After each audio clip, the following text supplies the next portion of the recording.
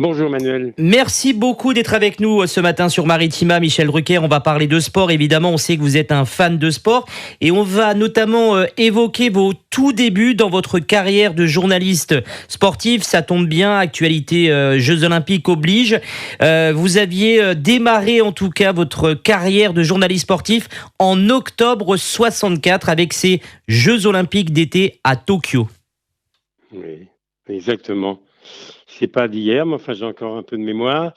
Voilà, ça fera 60 ans au moment des Jeux de 2024, 64-2024, hein, le compte est bon. Évidemment, j'ai des souvenirs. Il y a certains de vos auditeurs de ma génération qui se souviennent peut-être de Michel Jazzy, de Christine Caron, de Pierre Joncker d'Oriola. Alors, les deux grandes stars des Jeux de Tokyo, c'était très loin de Paris, noir et blanc, il n'y avait pas de direct. Moi, j'étais à Paris comme stagiaire. Il y avait Thierry Roland et d'autres qui étaient là-bas. Mais il faut savoir que Christine Caron, Kiki Caron, qui est toujours là aujourd'hui, qui était un peu mon professeur de natation il n'y a pas tellement longtemps, c'était la Laure Manodou de l'époque. C'était une star énorme, énorme, Kiki Caron. Kiki Caron,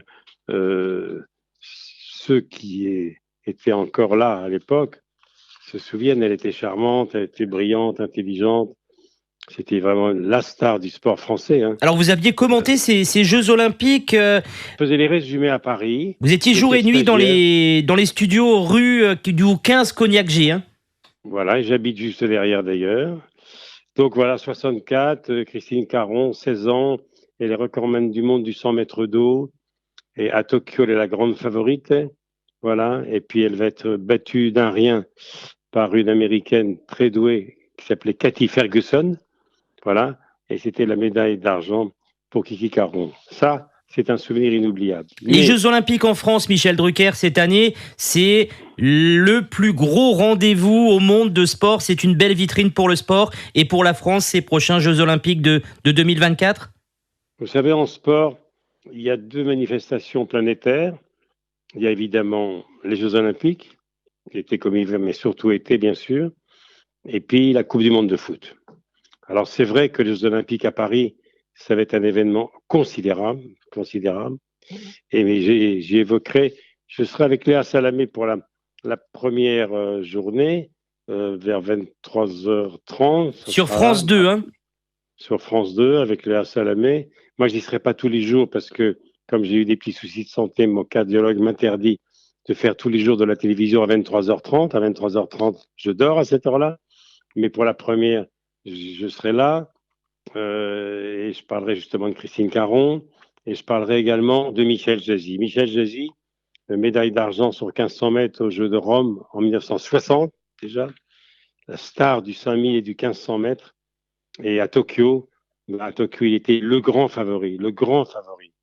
Alors, il a hésité entre le 1500 et le 5000 et il s'est consacré aux 5000 mètres. Les deux épreuves se chevauchant, il a fallu qu'il choisisse. Et en finale, alors qu'il était archi favori, il est parti à 150 mètres de l'arrivée. Il a pris 10 mètres d'avance et il termine à la plus mauvaise place à la 4e. Voilà, battu par l'Américain Bob Schul, l'Allemand Harald Norpot et l'Américain Dillinger. Beaucoup de chances de médailles, hein, Michel. On a beaucoup de chances de médailles au niveau du sport français pour ces JO. Alors, en athlétisme, ça va pas être le bonheur total, mais il y a les judokas, bien sûr, il y a Teddy Riner, il y a les escrimeurs, il y a un nageur formidable. Mais c'est vrai que ça va être un événement considérable. C'est à Paris, sur la Seine, avec une inauguration qui va être monumentale, car toutes les délégations sont sur le fleuve, sur la Seine. Ils traverseront Paris devant les caméras du monde entier. Voilà, et le metteur en scène de cette cérémonie d'ouverture n'est pas un inconnu, parce que dans votre région, vous avez sans doute vu Starmania arriver, et c'est lui qui met en scène Starmania, Frédéric Joly, qui est un surdoué. Donc ça va être un énorme événement, et c'est vrai que fin juillet, début août, la France entière et le monde entier auront les yeux sur Paris, sur la Tour Eiffel, sur la Seine, sur le Stade de France. Sur Marseille aussi, les épreuves de voile, le vélodrome et le football. Voilà, et sur Marseille, évidemment, les Provençaux sont très heureux, ça va être un événement. Il y aura plusieurs villes qui sont concernées, mais c'est vrai que ça va être un moment inouï, quoi. Et alors, on espère que tout se passera bien parce que c'est une période un petit peu tendue, un petit peu troublée. En matière de sécurité, ça va être considérable.